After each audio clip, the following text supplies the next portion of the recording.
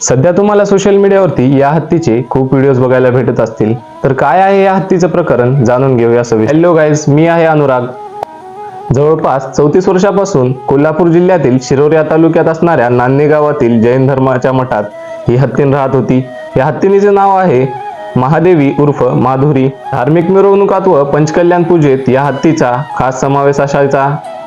पेठा या प्राण्यांच्या हक्कासाठी लढणाऱ्या संस्थेनं 2023 साली या हत्तीवरती हायकोर्टात याचिका दाखल केली.